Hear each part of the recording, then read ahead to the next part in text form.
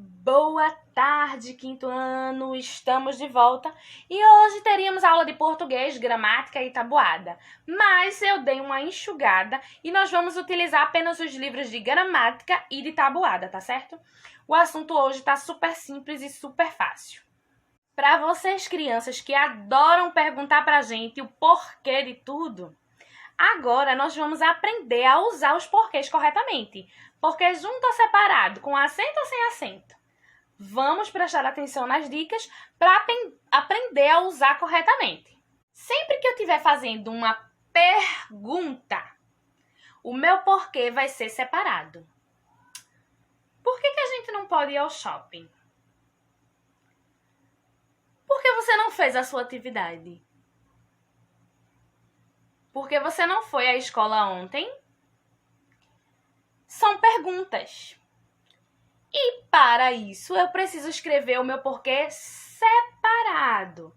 Mas observe que nas frases que eu falei anteriormente, o porquê veio no início da frase. Sendo assim, esse meu porquê, além de separado, ele é sem acento. Agora, se eu quero fazer uma pergunta e o meu porquê vem no final da frase, é preciso colocar o acento. Exemplo. Você não fez a atividade por quê?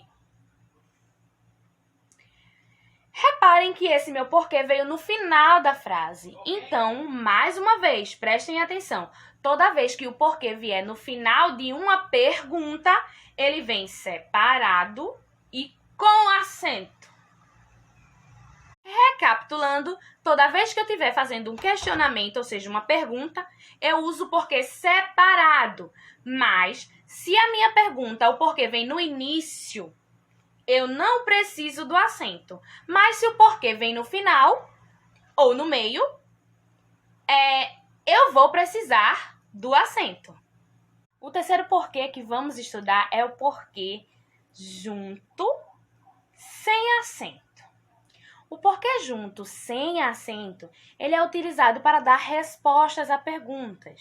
Por exemplo, se alguém pergunta a você por que você não fez a atividade, você vai responder: porque estava com preguiça.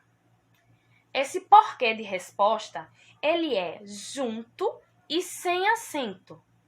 Sempre que você quiser dar uma resposta a alguém e for utilizar a palavra porquê, este porquê deve vir junto, sem acento.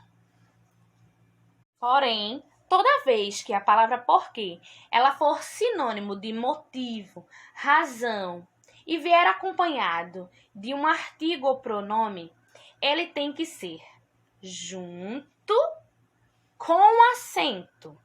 Por exemplo, gostaria de saber o porquê da sua ausência. Vejam que nesta frase, a palavra porquê veio depois do artigo o. E eu poderia facilmente substituir essa palavra porquê pela palavra motivo. Gostaria de saber o motivo da sua ausência. Vejam, porquê, motivo. Toda vez que a palavra porquê ela for sinônimo de razão ou motivo, eu posso e devo escrever este porquê junto com acento. Agora nós vamos realizar as atividades da página 40, certo? Que tem a ver com as explicações que eu dei para vocês agora. E eu vou explicar quesito por quesito, tá certo? Vamos lá. No primeiro quesito, você vai completar o texto adequadamente com os porquês, certo? Lembra das dicas que eu falei para vocês sobre o uso dos porquês? Então, se não lembra, volta ao vídeo e assiste de novo, tá bom? E aí você vai completar cada frase dessa aí com o porquê correto. No segundo, você vai transformar as frases afirmativas em frases interrogativas. As frases são afirmativas, vocês vão transformar ela em perguntas. Qual é o porquê que a gente usa para perguntas? Eu sei que eles são separados, mas eu tenho que observar se vai vir no começo, no meio ou no final, para saber se eu devo usar acento ou não nesse meu porquê. Qualquer coisa, volta ao vídeo. Terceiro quesito. Novamente, você vai completar esse poema e vai completar com as palavras por quê? Com acento, sem acento, separado, junto. Presta atenção, tá certo? Agora, a gente vai correr para a página 41, que é basicamente uma revisão da aula de português da semana passada.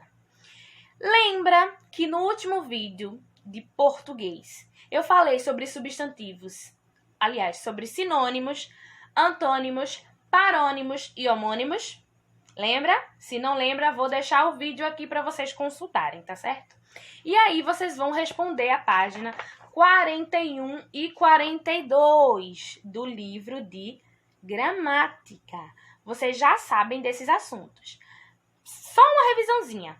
Palavras sinônimas são aquelas que possuem significados iguais. Antônimas, significados diferentes. Parônimas, escrita ou pronúncia parecida, mas significados diferentes. Homônimas, pronúncia e escrita igual, mas também com significados diferentes, não é isso? Então, vocês vão responder aí a página 41. No primeiro quesito, primeiro vocês vão fazer uma pesquisa e vão procurar aí no caça-palavras palavras homônimas, ou seja, que têm escritas semelhantes e significados diferentes. Depois, vocês vão escrever essas palavras que vocês acharem aí, colocando o significado delas. Por exemplo, eu percebo que aí, né, nesse diagrama, eu tenho as palavras cela com C e cela com S. Eu vou escrever as duas e vou dizer o que significa cada uma. O que é cela com C? O que é cela com S? Prestem atenção e escrevam, tá bom? Já na página 42, vocês vão procurar no caça-palavras palavras para completar essas cruzadinhas, tá certo? Verticais, aquele que cavalga. Qual é o substantivo que caracteriza esse homem que cavalga? Aí você vai procurar e vai completar a caça-palavras, tá certo? Qualquer coisa, me chama que eu tô aqui. E na atividade de tabuada, eu quero que vocês respondam sozinhos a página 45 do livro de tabuada, tá certo? Se esforcem ao máximo, tentem fazer, mas qualquer coisa é só dar um grito. Tia, que eu volto para ajudar vocês, tá certo?